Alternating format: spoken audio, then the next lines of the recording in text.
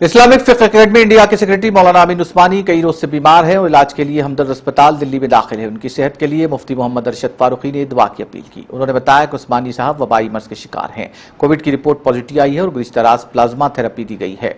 वो ऑक्सीजन पर हैं, सांस लेने में तकलीफ हो रही है। डॉक्टरों के मुताबिक 48 घंटे में नताइज ज़ाहिर होते हैं, कमजोरी बहुत ज्यादा है। मुफ्ती अरशद फारूकी ने तमाम मुसलमानों से दुआए सेहत की अपील की है। बिस्मिल्लाहिर्रहमानिर्रहीम। मोहतरम मौलाना अमीन उस्मानी साहब का इंतकाल हो गया। इन्ना लिल्लाहि व इन्ना इलैहि राजिऊन। मौलाना अमीन उस्मानी पिछले चंद दिनों से बीमार थे। दिल्ली के मजीदिया हॉस्पिटल में दाखिल थे और उन पे वबाई मर्ज़ कोविड के असरात थे।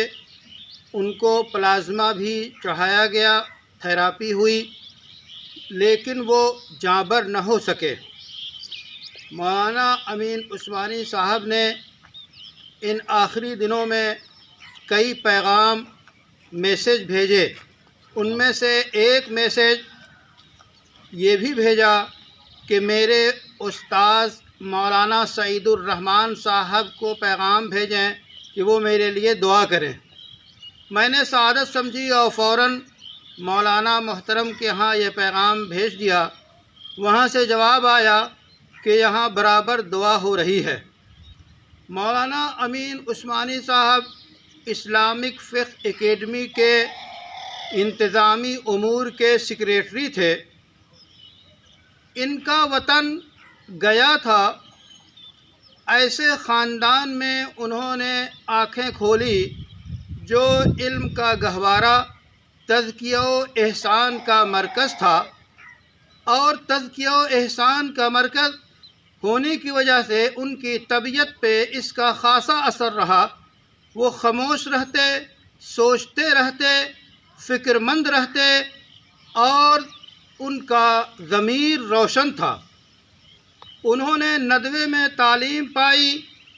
तालीम का ज़माना ऐसा गुजारा कि उनके रफ़क़ा, बल्कि उनके जो पहले फ़ारिग़ हैं या बाद में जो तलबा वहाँ मौजूद थे, उनकी शहादतें बड़ी सच्ची और पक्की शहादतें हैं। उन्हीं में से मौलाना शकील आज़मी नदवी मुक़ीम बहरैन हैं, जिन्होंने एक अच्छा मज़मून अपनी सरगुज़श्त का लिखा है। मौलाना अमीन उस्मानी इस हैसियत से एक नेक, मेहनती, ज़हीन, शौकीन, मुताले के दिलदादा तालिब इल्म की हैसियत से रहे। जिन ख़ास असातिज़ा से वो मुतासिर हुए, उनमें मोहतरम मौलाना सईदुर रहमान आज़मी, मुहतमिम दारुल उलूम नदवतुल उलमा लखनऊ, मौलाना वाज़िह रशीद साहब, साबिक़ मोतमद तालीमात दारुल उलूम नदवतुल उलमा लखनऊ, मोहतरम मौलाना अबुल इरफ़ान साहब, इन असातिज़ा से वो काफ़ी मुतासिर रहे। नदवे की तालीम के बाद उन्होंने रुख किया, जामिया मिल्लिया से ग्रेजुएशन किया। इस तरह वो रोशन ज़मीर, रोशन दिमाग होने के साथ साथ असबाब ज़राए और जदीद उलूम से वाक़फ़ियत के बाद पुख्ता हमा जिहत सलाहियत के मालिक हुए और मैदान अमल में उन्होंने कदम रखा। उनके अंदर तहरीक और अमल का जज्बा सीमी ने पैदा किया, जमात इस्लामी की तहरीक ने पैदा किया और शुरू ही से वो एक मुहर्रिक की हैसियत से काम करते रहे। इसी तहरीकी ज़हन ने उनको मोहतरम मौलाना जनाब नजातुल्लाह सिद्दीकी साहब, जो कि इस्लामी बैंक के माहिरीन में शुमार होते हैं, उनसे करीब किया और उनके ख़ानदान, उनकी एक अजीज़ा से इनकी शादी हो गई। उसके बाद वो मुख्तलिफ़ जगहों पे मुलाज़मत के लिए काम करते रहे। वो बाकायदा राजस्थान गए اور وہاں پہ ان کا اپارٹمنٹ ہوا، لیکن محترم ڈاکٹر منظور عالم صاحب کی دوررس نگاہ نے انہیں بلایا اور محترم قاضی مجاہد الاسلام مرحوم اور ڈاکٹر صاحب نے مل کر ان کو منتخب کیا، اور جو بیڑا اس ہندوستان میں فقہ و فتاوی اور بظاہر اجتہاد یا اجتہاد جیسی کوششوں کا اٹھانا تھا، اس کا نام دیا گیا اسلامک فقہ اکیڈمی انڈیا۔ اسلامک فقہ اکیڈمی انڈیا کے یوم تاسیس سے جناب امین عثمانی، محترم قاضی مجاہد الاسلام اور ڈاکٹر منظور عالم کے ساتھ رہے۔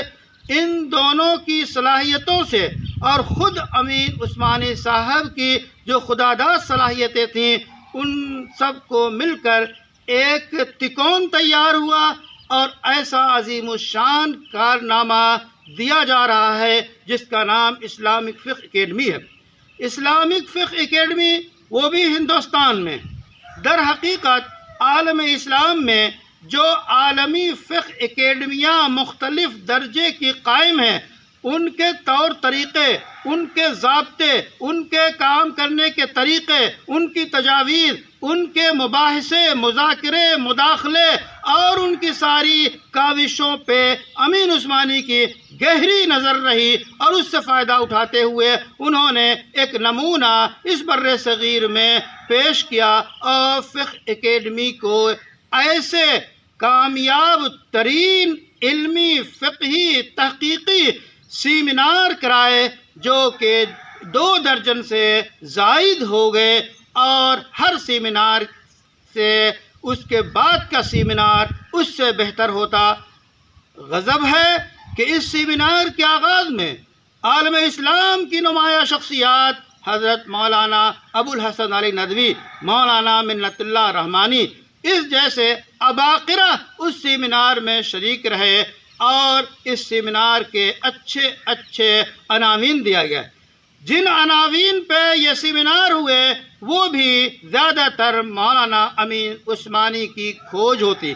مولانا امین عثمانی سیمینار کے علمی طور پہ مقالات کی تیاری میں جن کتابوں، جن مآخذ، جن مصادر، جن تجاویز اور جن قرارات اور جن موضوعات کے متعلق ضرورت ہوتی، سب کو یکجا کرتے، حضرت قاضی صاحب کی خدمت میں پیش کرتے، اور قاضی صاحب اپنی دور رس نگاہوں سے اس میں سے جوہر نکال کے بر صغیر کے علماء کے سامنے پیش کرتے، وہ چھا جاتے اور قاضی صاحب کا چرچا ہوتا۔ اس میں محترم مولانا امین عثمانی صاحب کا بنیادی رول ہوتا۔ تو گویا جب سے وہ اسلامک فقہ اکیڈمی سے وابستہ ہوئے اور تا دم واپسی اس کے لیے کوشش کرتے رہے۔ ایک تو وہ سیمینار جو سالانہ ہوتا تھا، اس کے علاوہ چھوٹے چھوٹے دیگر موضوعات پہ سیمینار ہوتے، اور وہ سیمینار اس کا انتظام کرتے، محاضرے ہوتے، ورکشاپ ہوتے، اور پوری دنیا سے وہ رابطے رکھ کر بہترین علمی شخصیات کی خدمات حاصل کر کے ہندوستان اور آس پاس کے لوگوں کو سیراب کرنے کی کوشش کرتے۔ یہ وہ کارنامہ ہے کہ بے شمار افراد مل کر نہیں کر سکتے، جیسا کہ محترم مولانا بدر الحسن قاسمی کہتے ہیں کہ کئی دماغوں کا مجموعہ ایک دماغ تھے امین عثمانی۔ جیسا کہ کسی نے لکھا کہ امین عثمانی کی موت ایک فرد کی موت نہیں ہے، ایک ادارے کی موت ہے۔ یہ ایک حقیقت ہے کہ موت العالمی کے وہ مصداق تھے۔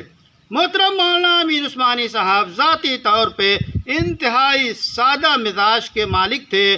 وہ خلیق تھے، ملنسار تھے، اچھے انسان تھے، دوسروں کو آرام پہنچانے کی کوشش کرتے، خود تکلیف اٹھاتے۔ اس اعتبار سے، ذاتی اعتبار سے انتہائی مخلص، انتہائی امانت دار، انتہائی قابل اعتماد، انتہائی امت کے لیے سرگرم رہنے والی شخصیت تھے۔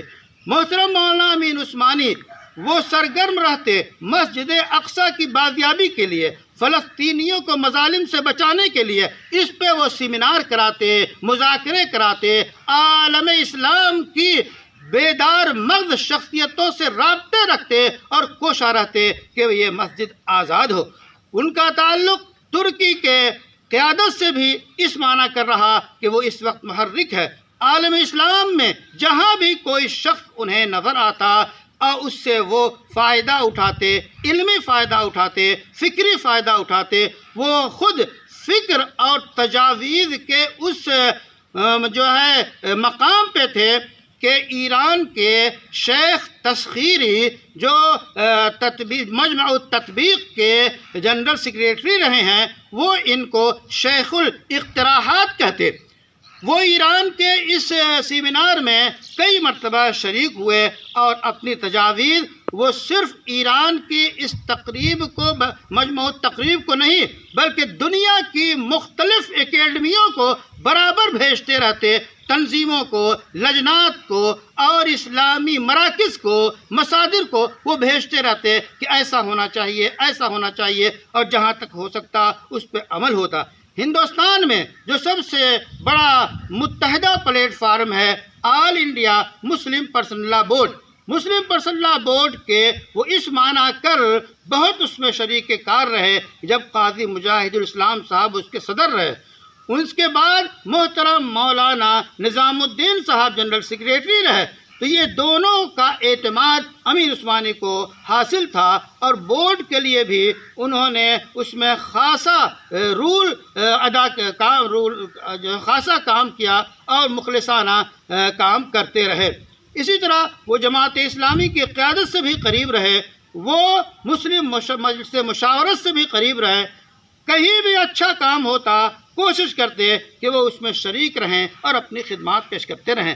آخر محترم مولانا امین عثمانی صاحب ان خون جگر سے انہوں نے سینچا فقہ اکیڈمی کو اور ملت اسلامیہ کی ہمدردی میں وہ برابر شریک رہے۔ آخر میں بستر علالت پہ پڑے، چند دن وہ ہاسپٹل میں رہے اور کبھی طبیعت سنبھلتی، کبھی ڈوبتی، اور اسی بیچ ہر انسان کو اللہ کے سامنے پیش ہونا ہے۔ ان القلب لیقلق وَإِنَّ الْعَيْنَ لَتَدْمَعُ وَإِنَّا بِفِرَاقِكَ یا امین لَمَحْزُونُونَ۔ دل، آنکھیں اشکبار ہیں، دل پریشان و مضطرب ہے، اور ہم آپ کے فراق سے غم زدہ ہیں۔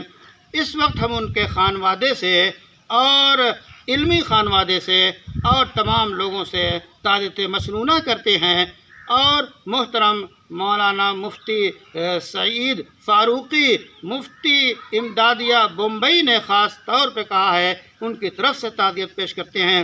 جن علماء نے تعزیت کی سب ایک دوسرے کی تعزیت کے مستحق ہے۔ اللہ سے دعا ہے اللہ ان کی خدمات کو قبول کرے، ان کے گھرانے کو صبر کی توفیق بخشے، اور ان کی جگائی ہوئی جوت کو جو نوجوانوں میں انہوں نے تحریک پیدا کی، اور یہ خاص صلاحیت تھی کہ نئے علماء کے اندر وہ جو ہے بیداری لائے، وہ ان تمام خدمات کو اللہ تعالیٰ قبول فرمائے۔